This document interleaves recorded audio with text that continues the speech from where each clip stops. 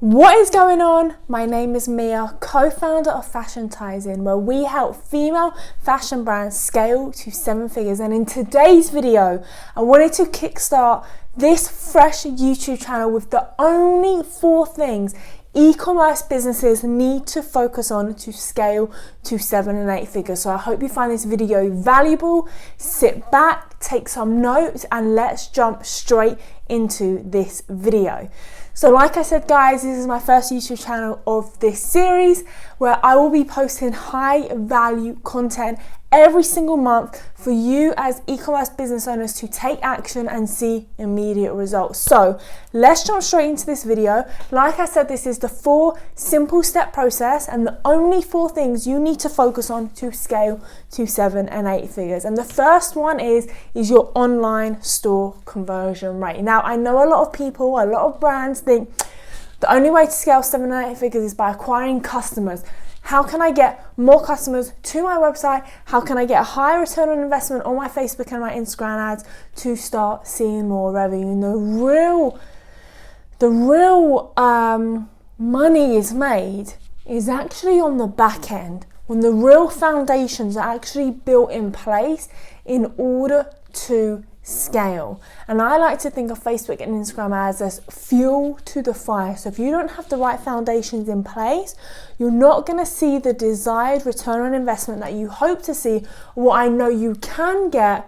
So step 1 is online store conversion rate. Now let's talk about fashion e-commerce brands because that's who I'm focusing on. The average benchmark for all women's clothing brands, women's fashion brands, are around 2.8%. So I want you to have a look, go onto your Shopify at the moment, do last 30 and 90 days and have a look what your online store conversion rate is. This is, if you drive 100 people to your store, this is the percent of people that will actually convert and become a customer.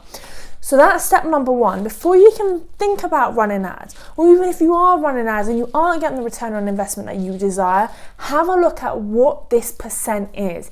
And if it is definitely not above 1%, that you aren't in a position to start running ads or seeing the sales and the impacts that you actually deserve. So that's step number 1. Try and get your online store conversion rate to as close to 2% as possible. Now, if you wanted to see a video breaking down the actual steps involved, how to go about increasing your online store conversion rate, then comment down below and I could do a whole video dedicated to that. But a few steps on how you can go about doing this is 1, check the speed of your website. Your speed needs to load no less or no more than 3 seconds. Anything above 3 seconds, you're really losing people every second. People are impatient. They're not going to willing to actually stay and let the website load. That's step number 1. 2 is, would you buy off your website? Would you actually trust your website and become a customer? Because a lot of the times I tell my clients is actually audit your own website as a customer. You have no emotional attachment to your brand. Will you become a customer? Do you trust that website enough? And does it give you the sense or feeling that you need to shop from them? The answer is no.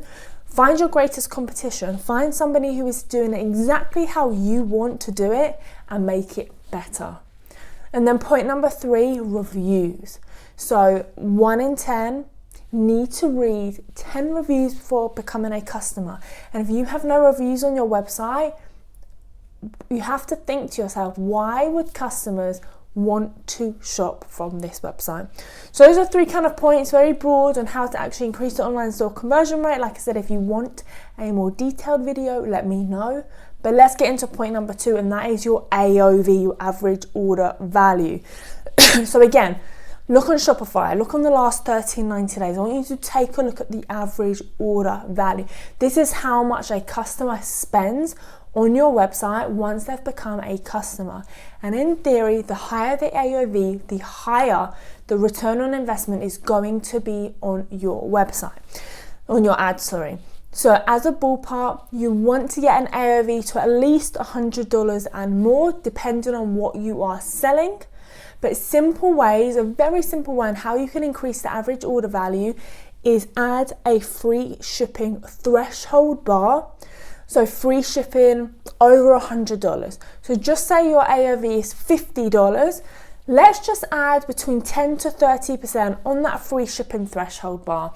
A lot of the times I see clients that AOV is $50 and they're trying to put a threshold to $150 and they're wondering why people aren't becoming a customer. There isn't enough incentives on the website for them to even want to spend that amount. So as a result, they would rather pay for shipping. So look at the your AOV. Add 10 to 30%, make that the free shipping threshold on your website. And how we can do that and how we can get the customer to actually want to spend that money is by putting upsells in place on your website. So just say you are a women's clothing brand and you are advertising the top, then at the bottom you can have complete this look and pair it with a pair of jeans, or pair it with a nice hat, or a bag, or some shoes. You can actually pair together the whole outfit that the individual is seeing as they're scrolling to your website. So that's a very simple way. Another way is if they're buying a t-shirt, you could offer an incentive for them to buy more than one t-shirt, e.g. buy 2 t-shirts, get 1 free, or buy 2 t-shirts and get 25% off. You need to get creative. You need to think of all of the ways that why a customer would want to spend more money on your website, and as a result, you can increase your AOV. The next step is acquiring customers, which I think is where a lot of brand owners focus a lot of attention on. How can we acquire customers? How can we get the return on investment higher? How can we get the cost per purchase lower? And how can we make more money? Now, acquiring customers is essential, especially in this day and age. It's going to be extremely hard to acquire customers organically. It's not like in the old days where you put up a post on Instagram and that amount of people see it. Now it's completely different. Now you have to run ads. You have to find ways to acquire new customers into your business every single day. Otherwise, you will not be making more money. But that is not to say that you shouldn't focus on the foundations I have laid out to you in this video above. So when you do acquire customers and you do run Facebook ads, you're able to get the highest return on investment possible, because you have all the foundations in place. Like I said, Facebook ads is fuel to the fire, and depending what the foundations are is going to heavily result to the return on investment that you see on your Facebook and Instagram, or whatever this form of advertising is that you're running. And lastly, step number 4 is customer lifetime value. Now, isn't the reason why you set up your business not to have a customer once, but how many times that customer can come back time and time again? And this is something where I see so many brands, they do not focus on this element. They're so worried about how can they acquire customers? How can we get the ROAS up? How can we decrease the CPA? But they're completely missing the point of any business. And any real business understands that it's not about how much you acquire a customer for. It's about how long you keep that customer, how many times that customer comes back time and time again. And that's why you see some of the biggest brands, they're willing to lose money on the front end with the Facebook ads, because they know just how much that customer is worth to them. So look on your Shopify or your website, see how many times a customer comes back to you. And that's the true wealth, that's the true understanding of how much money you can make off that one customer alone. And far too often than not, I see brands neglect this. And I believe this is the most important step for running a successful e-commerce brand or business in general. Otherwise, you're going to have to bring on hundreds and thousands of customers every single day if you want to ever scale to 7 and 8 figures. So I broke down a scenario. If 100 people came to the store, what your return on investment would look like on Facebook. So 100 people came to the store, we have an online store conversion rate of 1%. That means out of 100 people, 1 becomes a customer. Then you have AOV $50. You acquire a customer at $25, which is just a benchmark. This is what we typically are acquiring customers for. And then you have the lifetime value of $100. So that's saying that a customer comes back to you once a year for 2 years in a row. So the return on investment that you would see on Facebook is 2 ROAS. no matter what you try, no matter how good your creators are, how good somebody is running your ad, you will never see above a 2 return on investment because your AOV is low, because your online store conversion rate is 1%. Now, what most brands do not realize is actually it's not a 2 return on investment they are seeing, but it's really a 4 return on investment because of the lifetime value.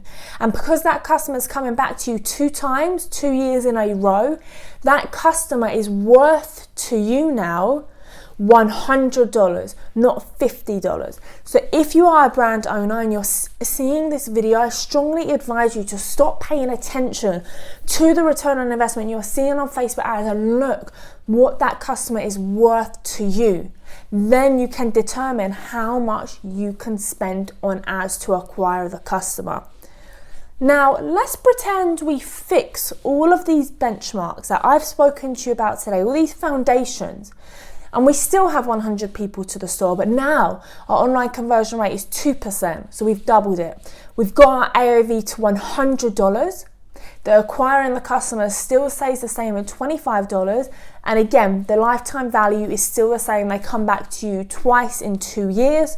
You have instantly doubled the return on investment on your Facebook side without having to actually change the creatives. So you've done nothing to change the actual Facebook ad in itself, but you've worked on the foundations in place for you to actually double the return on investment rather than penny pinching on Facebook ads. How can I get that low as possible? Putting pressure on the marketing agency that you're working with. The attention needs to be on you as a brand owner, and how can you fix those foundations? So we have a 4 ROAS on Facebook now that we've corrected these foundations, but really and truly, we have an 8 return on investment if we take into consideration the lifetime value of your customer. So there you have it. They are the 4 simple, necessary steps for all e-commerce business owners to put in place before they can scale to 7 and 8 figures. I hope you enjoyed this video. I hope you found it valuable. Like I said, if you wanted me to break down any of those foundations in more detail, then leave a comment below. I'm always looking for feedback on sort of videos that you want to see, what sort of videos you will find most valuable.